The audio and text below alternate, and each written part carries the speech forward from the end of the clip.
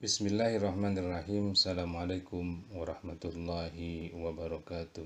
Selamat berjumpa kembali teman-teman semua untuk berdiskusi bersama yang kali ini akan berdiskusi tentang kalimat thayyibah di dalam Al-Quran.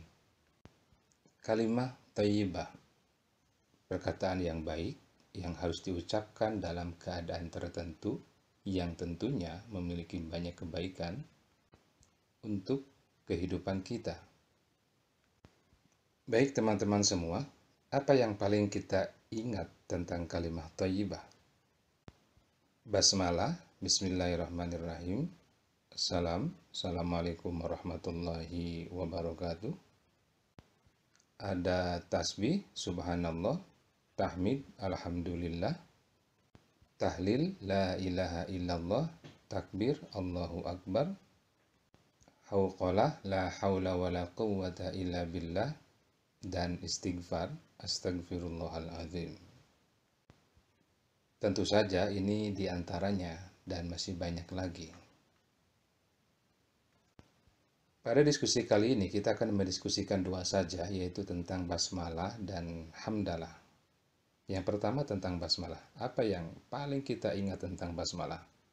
Termasuk diantaranya di dalam Al-Quran misalnya. 1. Setiap surat diawali dengan basmalah. 2. Perintah untuk membaca dengan nama Allah adalah wahyu pertama turun. 3. Basmalah yang dimaksud adalah Bismillahirrahmanirrahim. Ini disebutkan sebanyak 114 kali, 113, mengawali 113 surat. Dan satu kali dalam surat An-Naml ayat 30. Selain itu disebutkan juga dalam surat Hud ayat 41. 4. Setiap sesuatu perbuatan yang tidak diawali dengan basmalah adalah sesuatu yang tidak diberkahi. Ini adalah hadis. Bunyi hadisnya adalah qala Rasulullah sallallahu alaihi wasallam, kullu amrin dzibalin la yubda fihi bi dzikrillah aqta. Jadi segala sesuatu yang di dalamnya tidak diawali dengan zikir kepada Allah, yang salah satu bunyinya adalah basmalah, maka itu terputus, sia-sia, tidak diberkahi. Jadi yang paling kita harus ingat diantaranya adalah mengawali segala sesuatu itu dengan basmalah. Dan itu memang sudah dicontohkan di dalam Al-Quran. Setiap surat diawali dengan basmalah. Ayat yang pertama turun juga ada Bismi Rabbik. Jadi itu sebagai dalil, ditambah juga dengan hadis yang disampaikan tadi, sesuatu yang diawali tidak dengan bismillah itu berpotensi tidak diberkahi. Sekarang kita perhatikan surat Al-Alaq ayat 1. Iqra bismi rabbikal ladzi khalaq. Bacalah dengan nama Tuhanmu yang menciptakan. Bismi rabbik. Ini adalah ayat pertama turun, isinya tentang harusnya kita membaca dengan nama Allah, Tuhan pemelihara yang maha mencipta. Jika kita perhatikan, dalam ayat ini tidak ditegaskan apa objek yang dibaca. Iqra, bacalah. Apa yang dibaca tidak dijelaskan di sini. Tetapi yang ditegaskan adalah apapun yang dibaca hendaknya diniatkan karena Allah.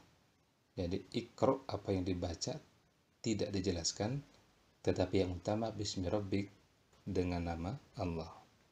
Oleh karena itu, apapun yang kita lakukan, lakukanlah dengan diawali basmalah dan berharap kebaikan dari Allah di dunia dan juga di akhirat. Berikutnya adalah apa makna dari basmalah. Bismillahirrahmanirrahim, dengan nama Allah yang maha pengasih lagi maha penyayang.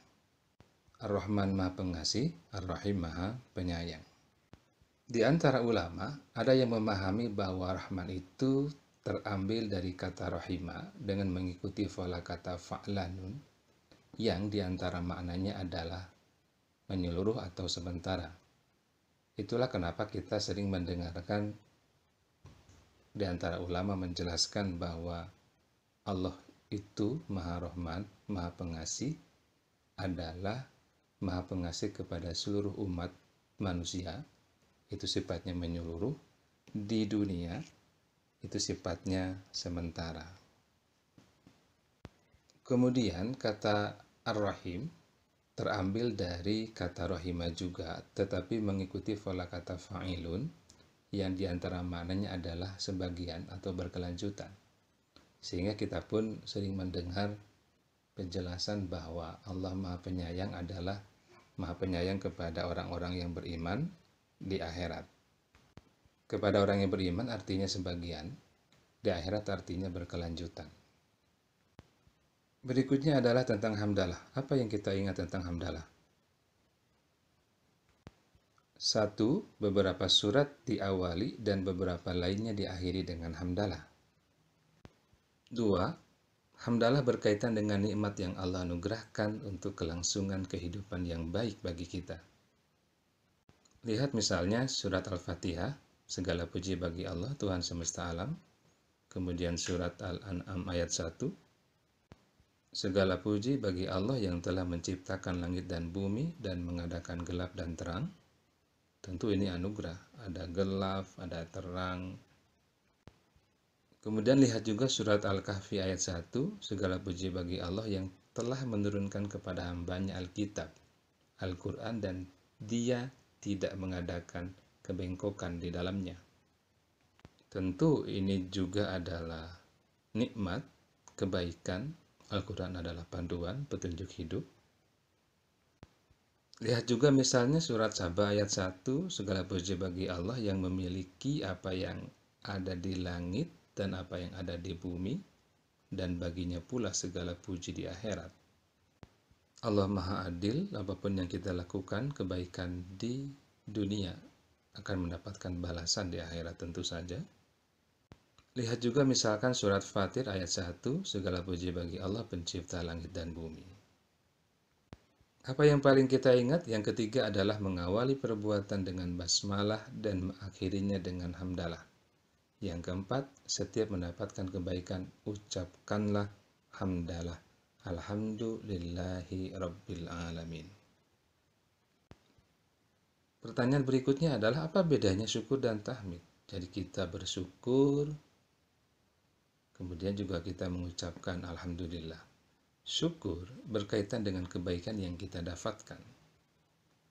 Sedangkan tahmid, Alhamdulillah, itu tidak hanya berkaitan dengan kebaikan yang kita dapatkan, tetapi juga dengan kebaikan yang orang lain dapatkan.